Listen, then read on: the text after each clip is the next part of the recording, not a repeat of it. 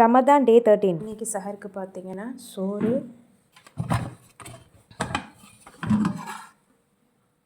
ரொம்ப அருமையான கரியானம்,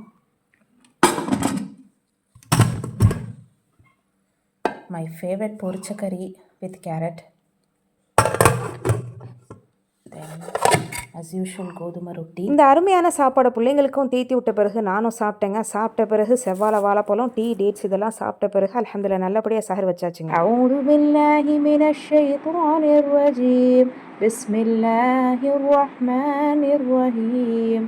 سبحان الذي أسرى بعبده ليلا من المسجد الحرام إلى مسجد الأقصى الذي باركنا حوله لنريه من آياتنا إنه هو السميع البصير. இப்போ என்ன பார்த்துட்ருக்கீங்க? ஆமாங்க, இது ஆக்சுவலி வந்து மிலான் கிர்னி பழம்னு சொல்லுவாங்க. இதை எப்போதுமே வந்து இந்த கிர்னி பழம் சாப்பிட்டு ரொம்ப வந்து போர் அடிச்சிருச்சு. ஸோ இதை வந்து ஒரு டிஃப்ரெண்ட்டாக ஒரு ஜூஸாக சாப்பிட்லாம் அப்படின்னு சொல்லிட்டு மிலான் ஜூஸ் தான் இப்போ பண்ண போகிறேன். ஸோ வாங்க அது எப்படி பண்ணுறதுன்னு பார்க்கலாம்.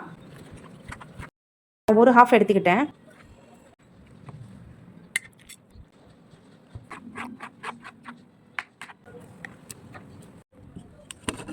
கொஞ்சம் கொஞ்சமாக இந்த கிர்னி பழத்தை வந்து ஆட் பண்ணிக்கோங்க. அண்ட் பால் ஆட் பண்ணிட்டு ஜாகரி ஆட் பண்ணி நல்லா வந்து ஜூஸ் பண்ணிக்கோங்க.